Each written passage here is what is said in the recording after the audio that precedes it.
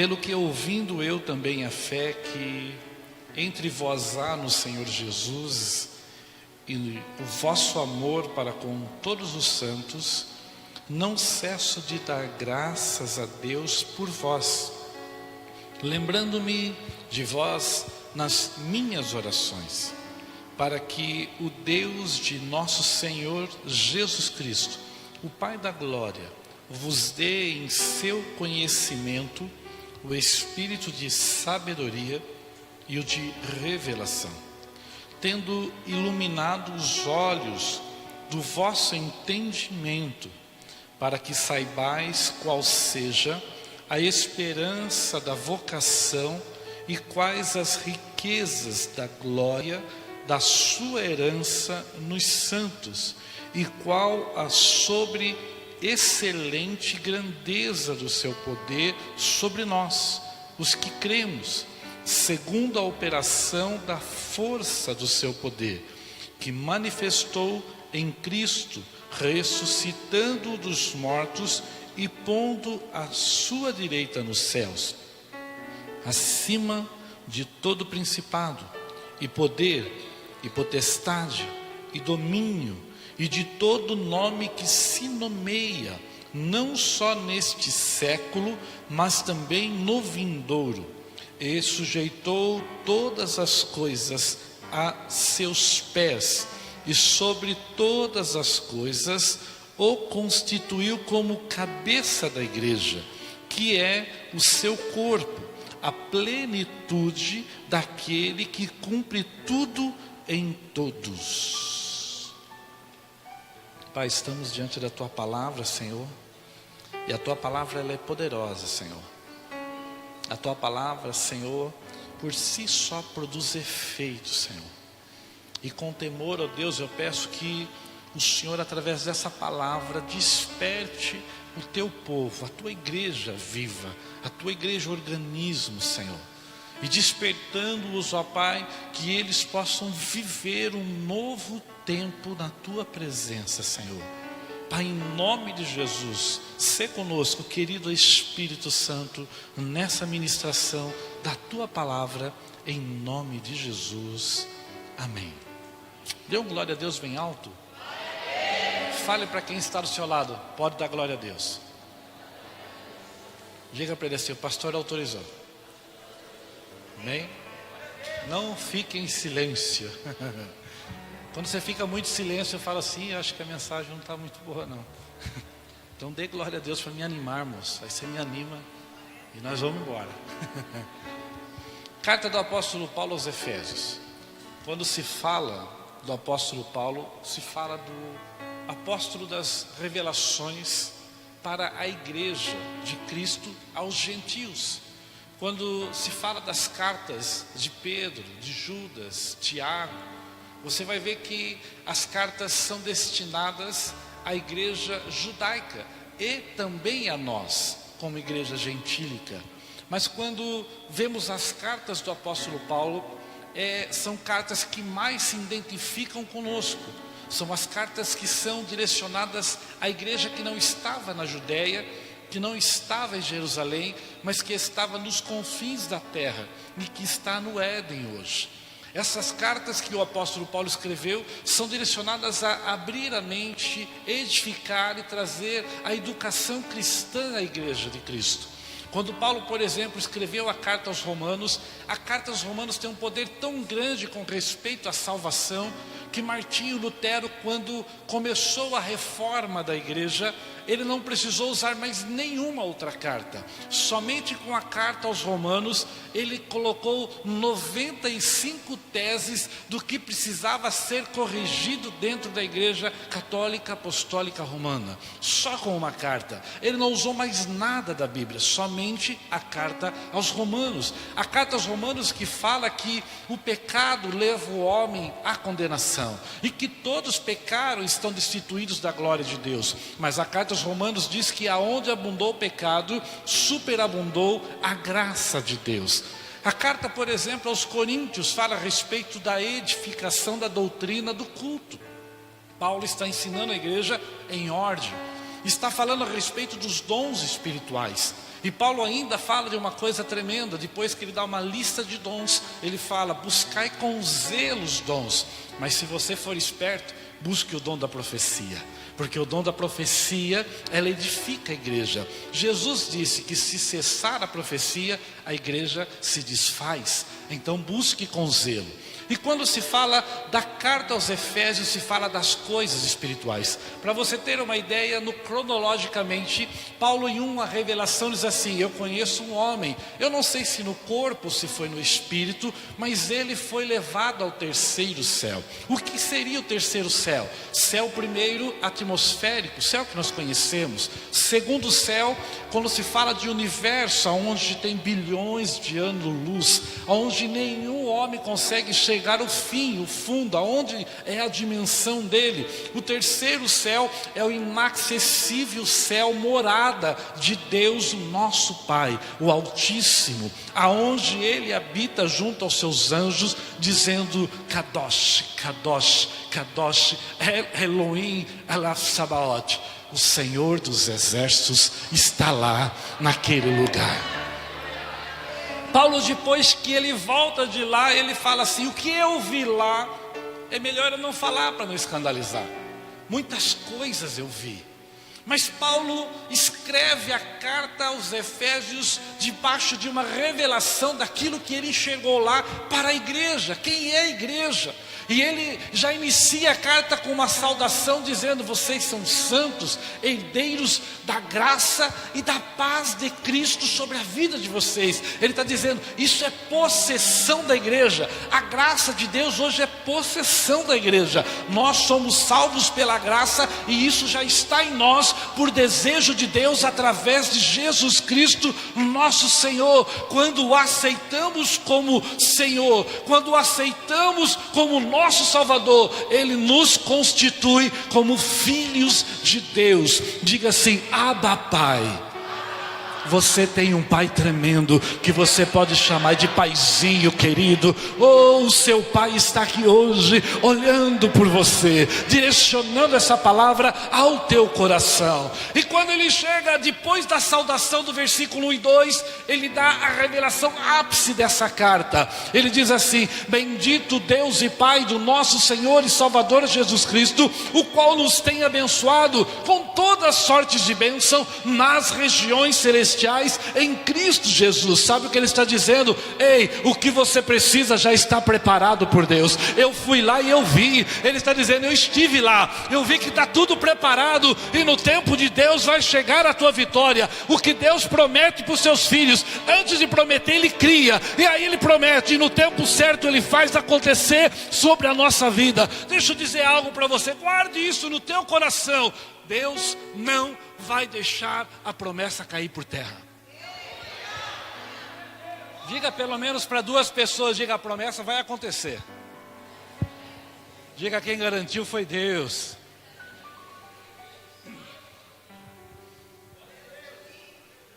Aleluia. Aleluia. Semana passada a pastora falou sobre coisas inefáveis aqui. Nós conversamos um pouco. Eu fiquei impactado. E agora pregar depois que ela pregou com essa palavra tremenda. Mas eu quero dar continuidade. E no versículo 15 que nós lemos, o apóstolo Paulo, depois de dar um ensinamento, que é um ensinamento de instrumento de base para a igreja cristã, um instrumento de base do que é espiritual, porque nessa carta ele vai tratar tanta coisa espiritual, vai ter a armadura de Deus, tem tanta coisa tremenda aqui. Pais e filhos, marido e mulher. Mas quando ele chega aqui, ele diz algo tremendo. Ele fala: para mim continuar escrevendo essa carta, eu dirijo a Deus uma oração. Ele fala assim: eu sei do amor que vocês têm uns pelos outros. Eu sei que a graça de Deus tem feito com que vocês sejam amantes uns dos outros, vocês se amem em Cristo. Mas existe uma coisa maior do que isso para operar como igreja. Uma coisa que está em vocês e vocês precisam descobrir: que amar é o ápice, mas o inimigo vai tentar pará-los. O inimigo vai tentar fazer vocês desistirem. O inimigo vai tentar fazer vocês recuarem e até mesmo fazer o amor esfriar. E aí Paulo, entendendo isso, ele diz assim: eu não cesso de dar graças a Deus por vós, mas o meu foco na oração é para que Deus abra o entendimento de vocês. Ele está dizendo nesse texto que Deus abra os olhos do vosso entendimento. Paulo está parafraseando um exemplo espiritual, dizendo que o nosso entendimento pode ser cego, que o nosso entendimento pode não enxergar, que o nosso entendimento, nós podemos viver de repente uma vida cristã durante todos os anos da nossa vida e não entender quem somos no reino, quem é a igreja no reino, qual é a nossa posição, e muitas das vezes passar uma vida toda sofrendo. Quantas pessoas, ou até mesmo igrejas, eu vejo sofrendo por coisas que já foram conquistadas na cruz do Calvário. Fica assim comigo, diga: a salvação de Cristo para mim é plena. Diga: não faltou nada. Agora uma pergunta para você refletir: tem sido plena na sua vida? Ou falta alguma coisa? Olhe para alguém e diga assim: tem sido plena na sua vida?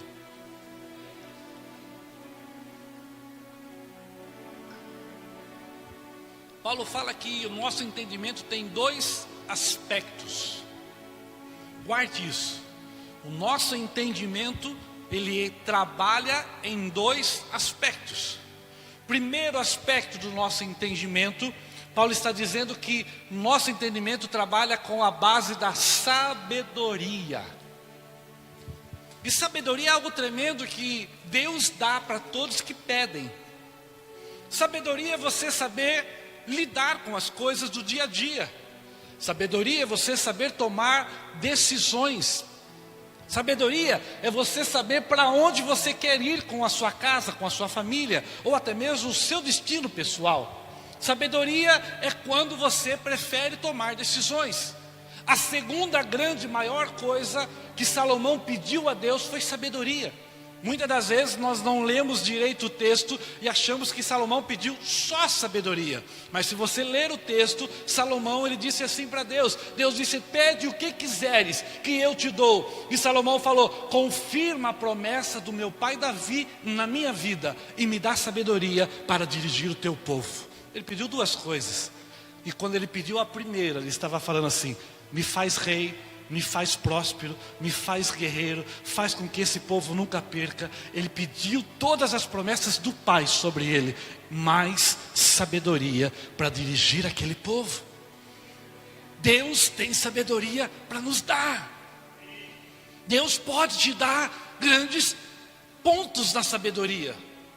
Mas Paulo, ele diz assim: Deus dá para eles sabedoria, mas dá também para eles revelação. O que Deus estava querendo dizer? Existem coisas, irmãos, que você não vai conseguir somente com sabedoria. Paulo estava agora entrando no campo de coisas espirituais. E ele estava dizendo: você pode tomar uma decisão com sabedoria aonde você deve colocar o teu filho numa faculdade. Você pode tomar uma decisão com sabedoria o trabalho ou a empresa em qual você vai trabalhar. Você pode tomar uma decisão com sabedoria em qual bairro você deve morar. Você pode tomar uma decisão com sabedoria em várias coisas da sua vida. Mas existem algumas coisas que você só vai conseguir tomar decisão com revelação de Deus. Por exemplo, você está nessa igreja porque houve uma revelação de Deus, em que Deus está aqui para te abençoar. Isso é uma revelação. Existem outras coisas da parte de Deus que são revelações, e que se nós não buscarmos por essas revelações, o inimigo fecha as portas e nós não entendemos. Muitas das vezes nós estamos vivendo um pêndulo de tantos, sobe e desce, parece aquela batida cardíaca do coração, sendo que quando temos a revelação daquilo que o inimigo tem fazendo, nós colocamos ele para correr e a nossa vida se estabiliza. Mas muitas pessoas, por não terem revelação, vivem no alto e baixo, alto e baixo, alto e baixo. Deixa eu dizer algo profético para a tua vida. Deus vai abrir o caminho da revelação sobre a sua vida, e você vai começar a ter discernimento, quando é Deus, quando não é, quando é o inimigo, quando não é, como eu ajo naturalmente, quando eu tenho que ir para o sobrenatural. E o sobrenatural de Deus está sobre a sua vida. Balance alguém e diga assim: tem sobrenatural sobre você. Para mim continuar daqui para frente, eu preciso dizer algo para você. Daqui para frente você só vai acreditar nessa mensagem se tiver fé. Se você tentar entender ela aqui, você não vai entender o que eu vou explicar. Porque essa mensagem, ela é sobrenatural. É além do nosso natural. Para você ter uma ideia, o segundo ponto dessa mensagem, Paulo é redundante. Diga comigo, redundante. Diga assim, subir para cima. Diga descer para baixo. Agora diga assim, descer para baixo, bem lá embaixo. Agora, e se você dissesse assim, descer para baixo, bem lá embaixo, no fundo? Paulo foi mais exagerado que isso. Como assim, pastor? Olha o texto. Preste atenção. Agora, você que entendeu sobre redundância, preste atenção no que Paulo está dizendo. E tendo iluminado os olhos do vosso entendimento, para que saibais qual é a esperança da vocação, e quais as riquezas da glória na herança dos santos, e qual a sobreexcelente grandeza. Diga comigo, sobreexcelente já é coisa grande. Sim ou não? Mas Paulo fala sobreexcelente grandeza. Grandeza já é algo poderoso, não é? Sim ou não? Do poder que está sobre nós. 3 vezes. Aí ele diz assim, em que os que cremos segundo a operação da força do seu poder. Olha que coisa tremenda, de novo, entendeu? Ele está dizendo assim, a sobreexcelente grandeza do poder de Deus, que tem força, que opera sobre vós. Ele parou aí? Não. Esse poder, ele manifestou em Cristo, ressuscitando dos mortos e pondo à direita nos céus. Paulo está dizendo assim, ei, nós que cremos, diga, tem que crer. Diga para o seu irmão, se você não crer, dá tempo de pegar a novela.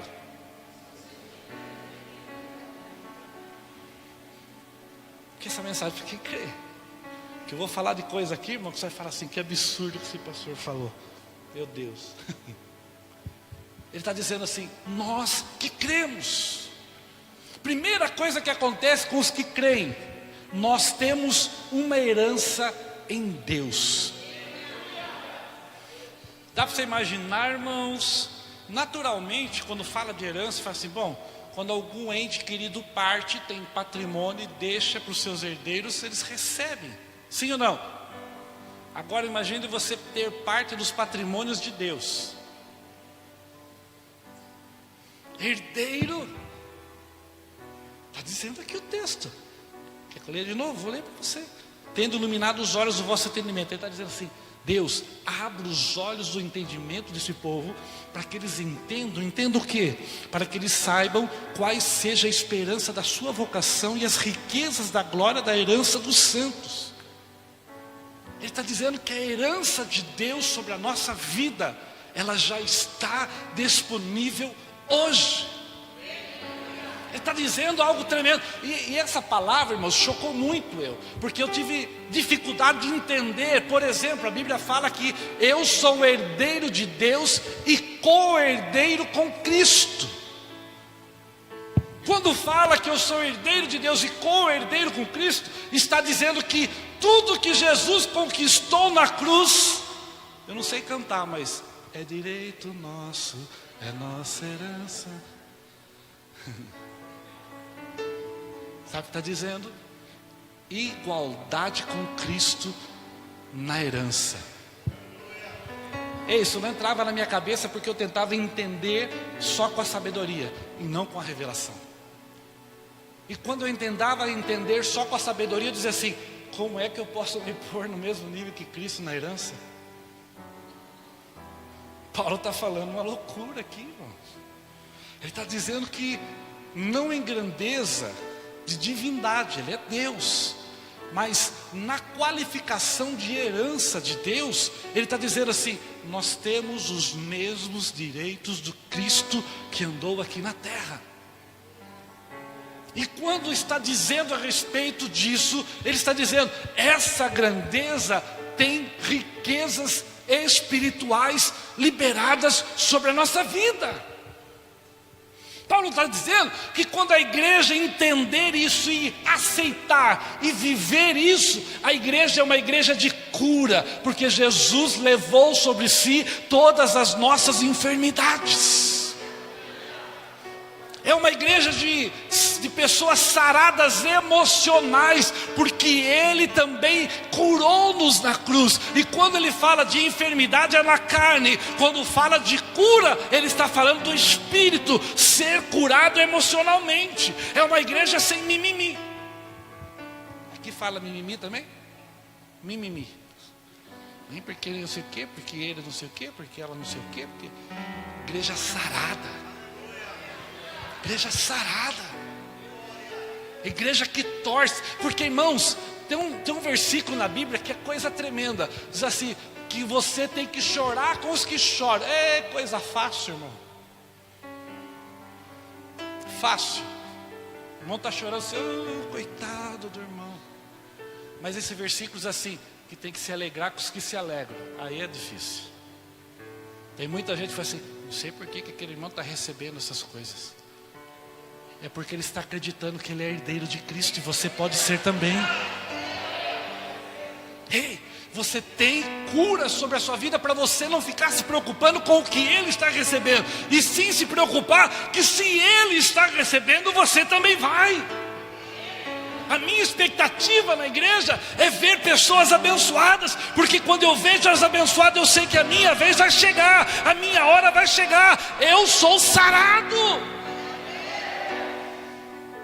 A herança de Cristo diz que pelas suas pisaduras eu sou totalmente sarado. A herança de Cristo diz que Ele se fez pobre para que eu fosse rico. A herança de Cristo diz que se eu crer na herança, serei salvo, eu e a minha casa.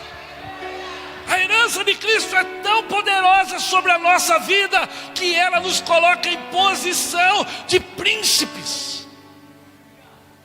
E tira nós do monturo, do lamaçal, nos levanta e nos coloca no meio dos príncipes, e príncipes do seu povo. Tem muita gente que fala, essa palavra é difícil de cumprir, porque você está pensando em príncipe ímpio, irmão. Diga assim, eu sou um príncipe de Cristo. Princesas, mulheres. Princesas, mulheres. Diga, eu sou um príncipe de Cristo. Agora fala para o seu irmão assim com orgulho. Diga assim, você está no meio dos príncipes. Está vendo que essa palavra já se cumpriu na sua vida? Você ainda não viu?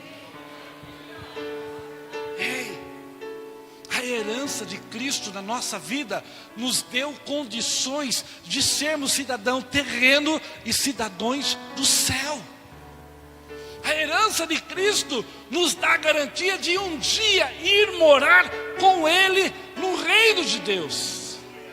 A herança de Cristo é tão poderosa, irmãos, que vai chegar uma hora que você vai dar tchau para essa terra. Eu não sei qual tempo, porque o tempo é uma coisa tremenda. A morte chega de uma forma tremenda para nossas vidas. Ontem fui no velório da mãe de um pastor muito amigo, e nós estávamos falando. Ele disse assim, pastor, eu estou tranquilo, porque eu sei que minha mãe morreu em Cristo, e eu sei que quando Deus a chamou é o tempo dela, e não tem quem impeça o tempo. Estou feliz apesar da saudade, porque um dia ainda eu vou encontrar com ela em um lindo coral.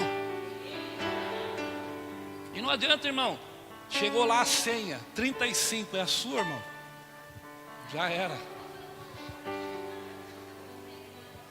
Hoje em dia, a gente passa, né? Não, pode passar na minha frente, eu sei que é mais idoso. Lá não tem fila do idoso não, irmão. Não tem negócio de gestante não. Chamou, 40 é o seu número? 40. Já era. Mas sabe o que acontece quando já era? Você vai encontrar com Cristo. Você vai encontrar com a herança final. Você vai encontrar com Ele nos ares, no dia em que todos iremos encontrar e seremos salvos por Ele. Ei, você vai ouvi-lo chamar pelo teu nome. E aí Paulo continua. Ele diz assim: essa herança é tão poderosa que é a herança que trouxe sobre a sua vida, igreja, organismo, sobre a sua vida, o poder que opera em Cristo, operando até mesmo sobre Ele, trazendo Ele ressurreto no terceiro dia. Deixa eu dizer uma coisa, se existia um poder sobrenatural das trevas, foi o poder que tentou impedir Jesus de ressuscitar. É o que Paulo está dizendo. E Paulo está dizendo que o maior poder que qualquer ser humano ou qualquer ser criado pôde vivenciar foi o poder que Deus operou para ressuscitá-lo ao terceiro dia. Só que é interessante que esse poder que ressuscitou a Jesus o levou ao céu e foi lhe dado esse poder. Deus falou assim: este poder todo agora é seu. Sabe o que Jesus fez? Olhou para a igreja e disse: eis que vos dou o meu poder. Paulo está tentando fazer a igreja entender o poder que foi doado para a igreja. Paulo está tentando fazer você entender que Ele tem poder sobre todas as coisas. Paulo está querendo fazer você entender que se você, isso é fé, que se você entender que esse poder está operando na sua vida, irmãos, você vai mudar a sua vida drasticamente, a sua vida vai ser outra, porque você vai ver o sentido que há numa palavra profética, você vai ver o sentido em que é repreender demônios, você vai ver o sentido em que é pôr a mão sobre os enfermos e eles serem curados, você vai ver o sentido que é no poder que opera na sua casa através de você, no seu trabalho através de você, na sua igreja através de você. Paulo, ele é redundante porque ele quer que a gente entenda. Se é uma coisa redundante, é para prestar atenção, é para entender. E a oração dele é: Deus faz a mente deles abrir, Deus faz com que eles entendam quem eles são, Deus faz com que eles compreendam o que é que está dentro deles. Porque o dia que eles compreenderem, eles nunca mais serão os mesmos. Olha, teu irmão, diga assim: esquece eu mesmo? Ou quer viver uma experiência fabulosa? Aleluias, aleluias. Paulo é tão tremendo, que ele fala que o poder que está em nós, diga, está em mim. São uns 3, 4. Sangue de Jesus. Diga, está em mim. Nem que seja só para agradar o pregador, irmão. Se você não crê, problema é seu, mas alegra eu pelo menos. O poder que está em mim, em você, que manifestou em Cristo. O poder manifestou em Cristo, não é com Cristo. E vou dizer uma coisa, irmãos. Esse texto eu fui vasculhar ele no original. Eu estou lendo essa versão porque essa versão ela é muito próxima do original nesses versículos. Tem outras versões que são melhores em outros pontos de compreensão. Mas esse versículo ele está dizendo assim: o poder manifestou em Cristo. Está dizendo assim, o poder, quando Jesus estava na terra, ele não podia ter poder. Por que não podia? Paulo disse assim: ele se despiu de toda a sua glória. Ele deixou o poder para ser um ser humano na terra. Ele era Deus, mas não operava como Deus, ele operava como ser humano. Por isso ele dizia, o Filho do Homem. Ele tinha a divindade de Deus, mas ele não tinha o poder de Deus, porque ele deixou no céu. Porque a terra não suportaria o poder que está na grandeza do Filho de Deus habitando na terra. E aí Paulo, entendendo isso, ele fala algo tremendo. Ele está dizendo nesse texto assim, que manifestou em Cristo. Ou seja, o poder não era de Cristo naquele instante, foi colocado sobre Cristo. Manifestou em Cristo, mostrando que esse poder pode manifestar em você, que esse poder pode manifestar em nós, que esse poder está disponível. E ele diz assim, esse poder manifestou em Cristo, ressuscitando dos mortos, pondo-o à direita nos céus. Ou seja, ele está dizendo, Jesus por si próprio não ressuscitaria, porque tinha que ser uma obra do Pai. Então o Pai colocou o poder sobre ele, para que ele ressuscitasse dos mortos e vivesse, e depois subisse aos céus, glorificado novamente. E aí Paulo, para que não sobre sombras de dúvida, ele vai explicar esse poder.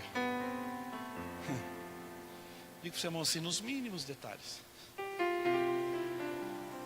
Assim que faz com a mãozinha, né? Nos mínimos detalhes. Por que Paulo está fazendo isso? Porque ele não quer que sobre dúvidas em nosso coração. Primeira coisa que ele fala, que ressuscitou e colocou a sua direita nos céus. Se quiser deixar o 21 aí para eles, pode deixar. Acima de todo principado. É ali que tá, a versão está assim também? Principado. A palavra principado no original diz respeito a príncipes. Diga comigo, príncipes. Diga príncipes. Naquela época não tinha presidente, não tinha primeiro-ministro. O que tinha eram reis. O que Paulo está dizendo? O poder de Cristo, o poder de Deus em Cristo, o colocou acima de toda liderança governamental que possa existir em qualquer lugar na terra. Esse poder o fez maior do que o presidente americano, maior do que o presidente de Israel, maior do que o presidente da China, maior do que o presidente brasileiro, maior do que qualquer presidente que possa existir, que já existiu, que vai existir. Ele está acima deles. Esse texto mexeu tanto com a vida de Billy Graham, que um dia sentaram na mesa de Billy Graham algumas pessoas do partido X lá dos Estados Unidos, e esse partido disse assim: com a história que estamos vivendo na nossa nação, só resta uma pessoa para mudar a história. Você precisa ser candidato a presidente. E ele, lembrando desse texto, ele disse assim: eu não posso me rebaixar.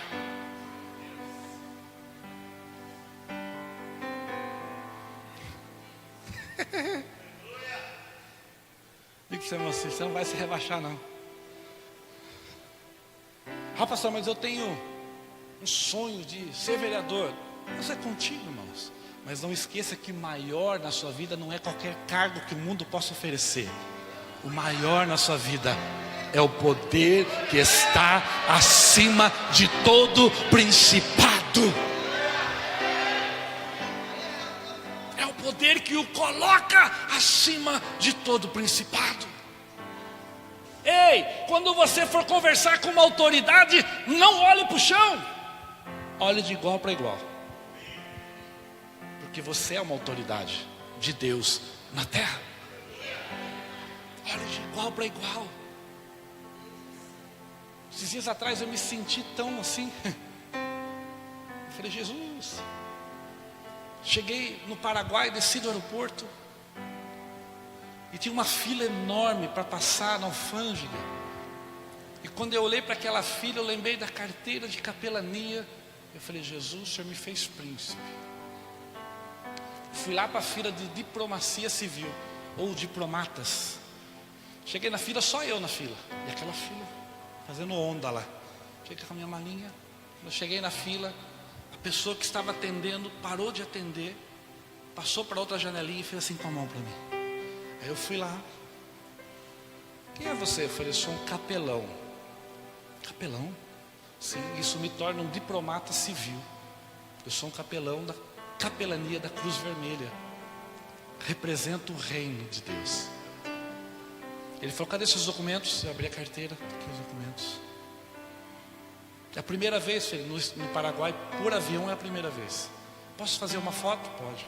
Fez a foto. Seja bem-vindo ao nosso país. E eu estava com o símbolo da capelania. Quando eu passei do outro lado, algumas pessoas depois falaram assim, o que é isso que fez você pulsar na frente da fila? Eu falei, isso aqui é algo que Deus me deu. É algo que Deus te deu. Nós somos autoridades do reino de Deus, acima de todo principado. Um lugar que só passa deputado, presidente, que passa senador. Deus me fez passar por ali para dizer, a autoridade dos principados está sobre a igreja. E Paulo não para, ele diz assim, acima de todo principado e acima de todo poder. E esse poder que ele está dizendo diz respeito a poder outorgado, ou seja, o poder que uma autoridade dá para outra pessoa. Vou te dar um exemplo. O dono de uma empresa, quando ele nomeia um gerente, quando ele nomeia um presidente para aquela empresa, quando ele nomeia um chefe de setor, ele está dando poder para aquela pessoa operar naquele lugar. Pessoas recebem poder o tempo todo, mas a Bíblia diz que Jesus está acima de qualquer poder que seja dado aqui na terra. Só que todo esse poder de Deus não estava só em Cristo, está sobre a sua vida. Você não sabe, mas a empresa que você trabalha é próspera porque você está lá. Eu trabalhei uma vez numa empresa em Votorantim. A empresa estava fecha, não fecha, fecha, não fecha, e eu trabalhando lá. E orando para Deus abençoar a empresa. E a empresa fecha, não fecha, fecha, não fecha. Mas pagava meu salário em dia, e eu prestando meu serviço lá. Aí um irmão da igreja falou assim, pastor, vou levar o senhor trabalhar na minha empresa. Eu falei, acho que é de Deus esse negócio. Vai melhorar o salário? Vai, então é de Deus. E aí fui na empresa e pedi a conta na empresa. Eu saí da empresa e fui trabalhar na outra empresa. Quando eu fui para fazer o acerto na empresa, o dono da empresa falou assim, não temos mais como continuar, estamos fechando. Sabe o que o Espírito de Deus falou comigo? Enquanto você estava aqui, eu tinha que manter ela em pé, porque era daqui que saía a minha bênção para sustentar a tua casa. Todo poder estabelecido é menor do que o poder de Deus que está em você. Você não entendeu ainda, mas a rua da tua casa não entrou a prostituição do jeito que deveria entrar, porque você mora nessa rua. As drogas não entraram do jeito que deveria entrar, porque você mora lá. É que você ainda não se levantou ali, mas o poder já está sobre a sua vida. Mas como se levantar, pastor? Todo principado, todo poder e toda potestade, diga comigo, potestade.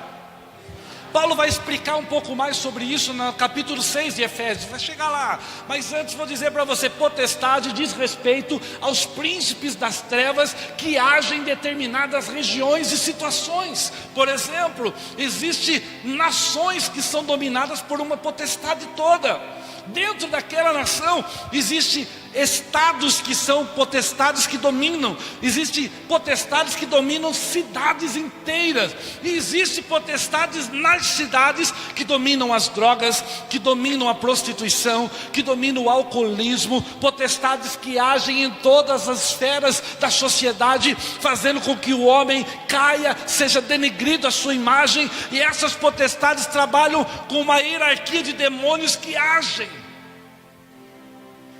Paulo está dizendo, o poder de Deus colocou Jesus acima de toda potestade. Mas o que vai mais longe é que Paulo está explicando que o poder que operou em Cristo está sobre você. Sabe o que ele está dizendo? Que se você se levantar, não existe potestade que pode te enfrentar.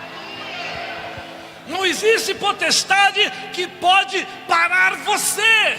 E vou dizer uma coisa, depois desse culto vai ter crente que vai chegar na rua da casa dele dizendo assim: até hoje vocês moravam aqui, mas hoje vocês vão ter que se mudar, porque quem manda nessa rua agora sou eu, quem é autoridade nessa rua agora sou eu. Então ou vocês se mudam, ou eu vou mandar vocês de volta para o inferno. Esse é o poder em você. Vai agir nos seus vizinhos, na sua casa, na sua família. O problema é que nós achamos que para expulsar demônio é só o pastor 3 horas da manhã. Deixa o pastor dormir, irmão. A autoridade também está em você. Você tem que se levantar. Por isso esse texto é com aquele que crê. Se você crê, muda a história. Me lembro de um irmão que estava falando sobre esse texto com ele, e ele tomou posse desse texto. E ele foi para a casa dele, e todo dia o vizinho dele passava e chutava o portão dele. E o pai dele até já tinha brigado com o vizinho, já discutiu, perderam a amizade. Aí ele chegou na casa dele, irmãos. Ele entrou e lembrou da palavra.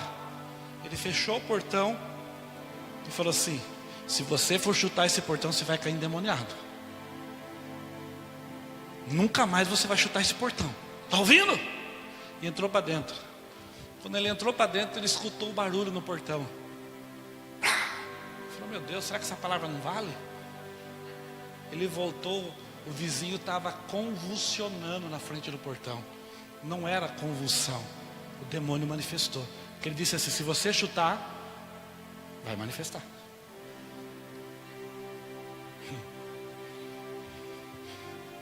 Ele largou o demônio lá e ligou para ele: pastor, eu fiz um negócio aqui, manifestou o demônio. O que você fez? Ah, eu falei que se chutasse o portão ia manifestar. Eu falei: e daí? Chutou, pastor. E daí? Manifestou. O que eu faço agora? Você não vai querer que eu vá expulsar, né, irmão? Expulse o demônio, manda embora. Ele testemunhou depois que o vizinho, algum tempo depois, foi pedir perdão para o pai dele. O vizinho hoje é crente. Ele falou: só não vai na mesma igreja que eu, pastor, mas está firme na igreja. Deixa eu dizer uma coisa: demônios não podem com o poder de Deus que opera em você. Esses dias eu encontrei com o irmão numa pizzaria, e ele falou: pastor. Eu falei: o que, meu irmão? A benção, a benção. O senhor ainda está contando o meu testemunho? Eu falei: às vezes eu conto. Puxa, não para de contar, porque já veio gente perguntar se era eu. Eu falei: era eu, sou eu mesmo. Uhul. Eu falei: conta. Eu falei: então eu vou contar. E uma certa vez eu assumi uma igreja. Quando eu assumi essa igreja, tinha um grupo de oração que orava todas as quintas-feiras na igreja. E eu deixei uns 3 meses, eu não fui nesse grupo de oração, deixei eles à vontade. Depois de 3 meses eu fui para a oração, sentei num banco lá atrás, orei junto com eles. Quando terminou a oração, os irmãos viram que eu estava orando junto. E todo mundo: oh, pastor, que benção, o pastor está aqui e tal. E a líder de oração, irmãos, ela tinha de crente a idade que eu tinha na época de vida.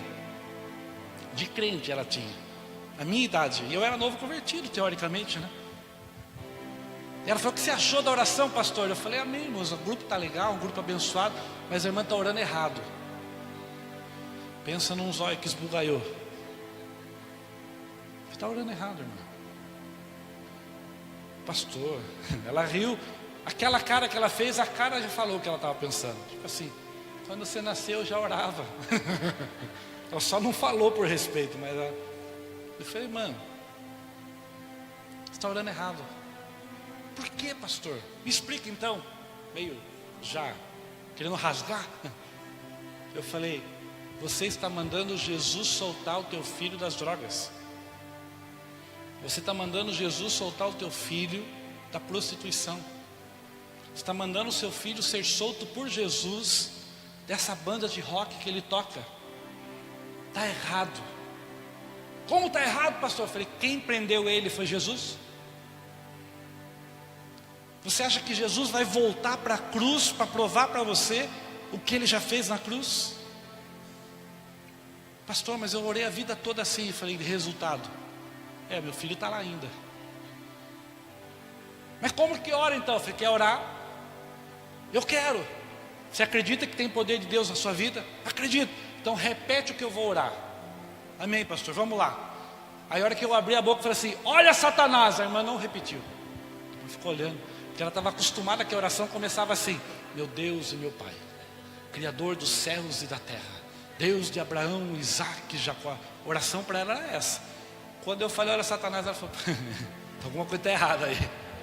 Eu falei: quem prendeu o seu filho?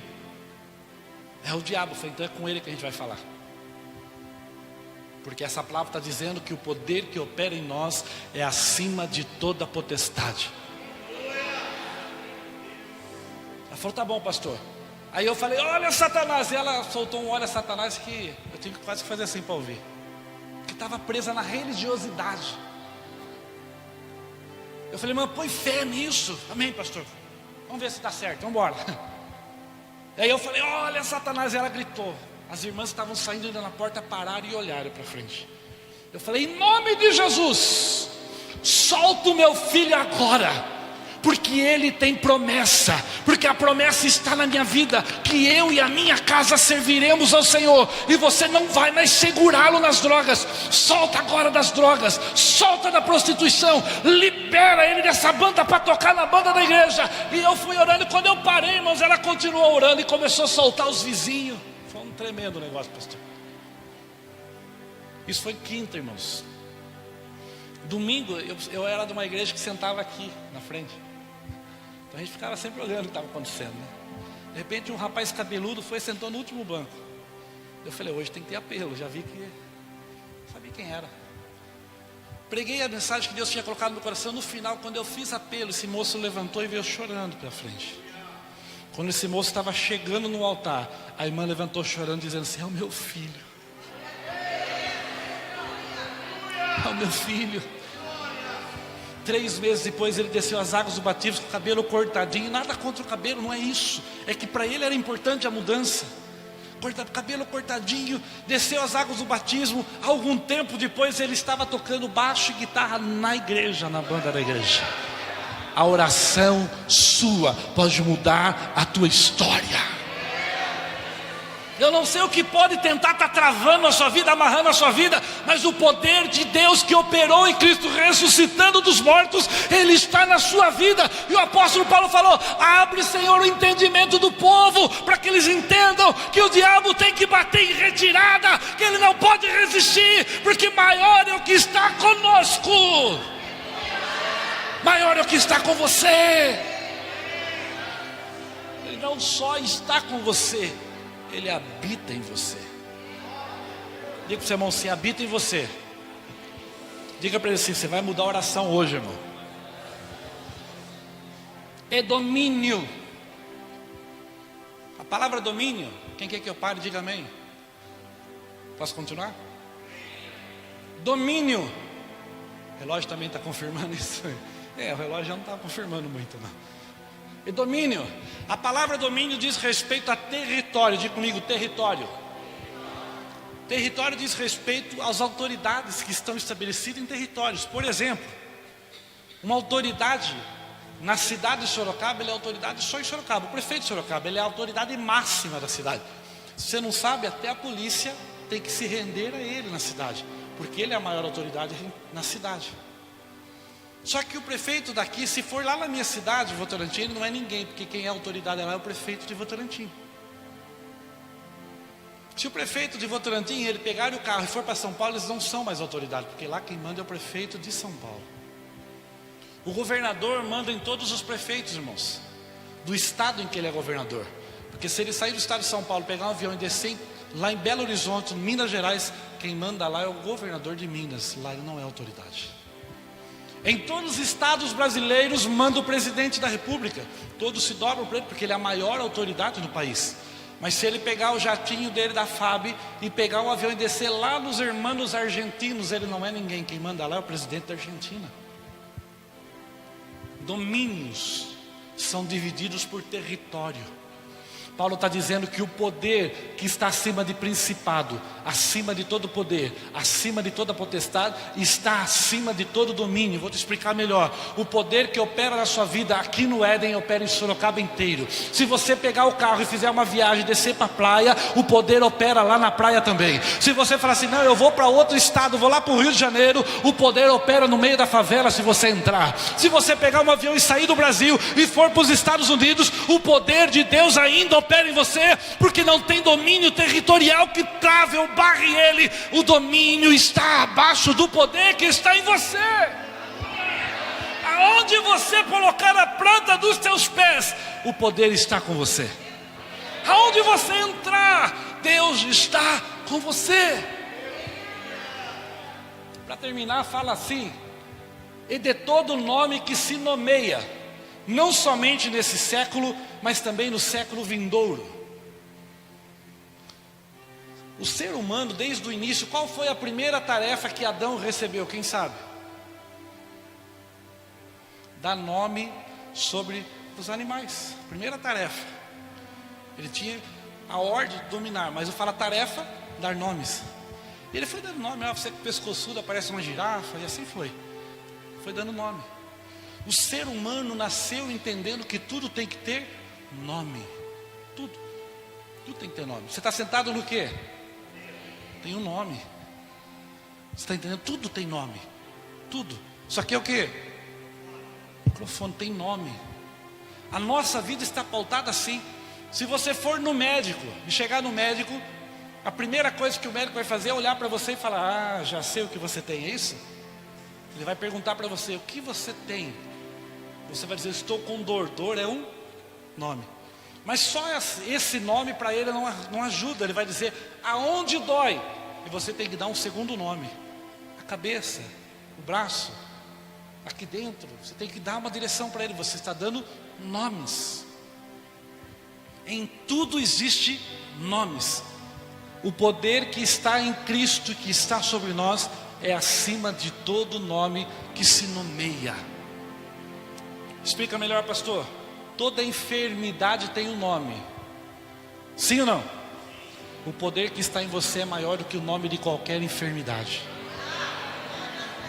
Não existe enfermidade que resista ao poder de Deus em Cristo que opera em você. Não tem.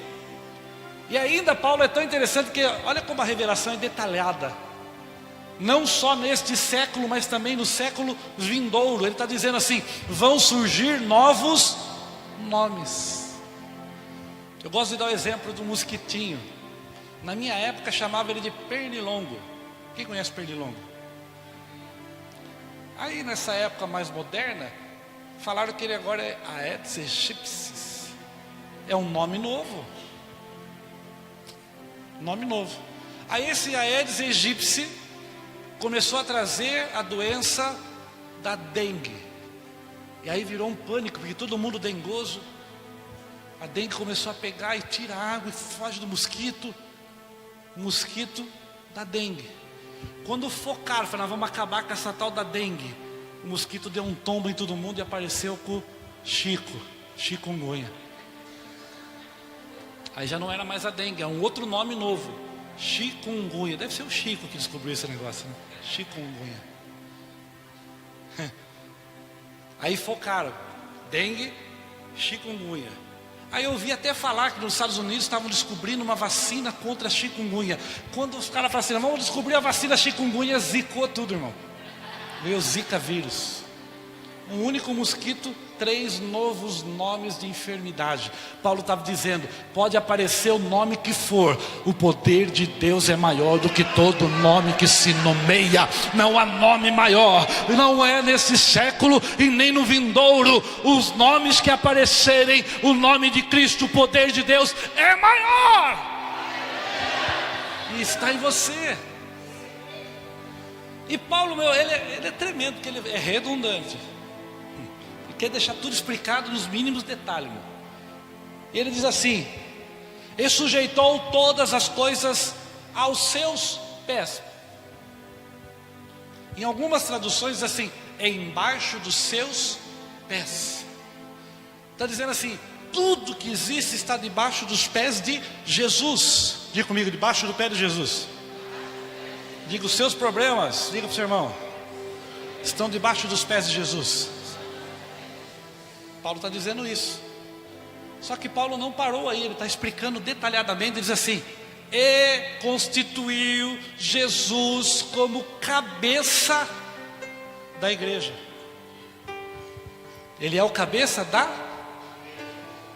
E todos os nossos problemas estão debaixo dos pés de Jesus. E ele é o cabeça. E graças a Deus que eu nunca vi uma cabeça andando com o pé assim. Não anda, meu. Eu até brinco, né? Nem a da família Adams tem pé, é só uma cabeça. Cabeça e pé não funciona. Porque o que precisa ter entre a cabeça e o pé? Que é o seu, a cabeça da igreja, que é o seu corpo. Está dizendo que a igreja é o corpo de Cristo. Diga para o seu irmão assim, você é o corpo de Cristo.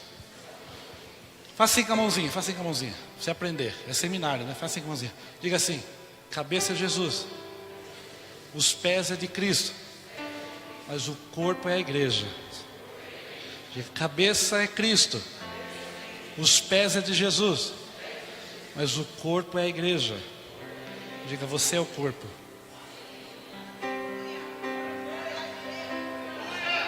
Pastor, não entendi ainda, não entendeu? Que é o seu corpo. O corpo. Tem que entender que está ligado o texto. O corpo é a plenitude daquele que cumpre tudo em todos. Está dizendo que o cumprimento de tudo que eu preguei aqui está em todos que fazem parte do seu corpo. Sabe o que ele está dizendo? Se os pés não estão ligados na cabeça, está ligado aonde? No corpo. Se os pés estão ligados no corpo, aleluia, embaixo do corpo, que somos nós, estão os pés, e embaixo dos pés estão todos os problemas, ou seja, os teus problemas estão debaixo dos seus pés. O poder de Deus te coloca acima de todas as coisas.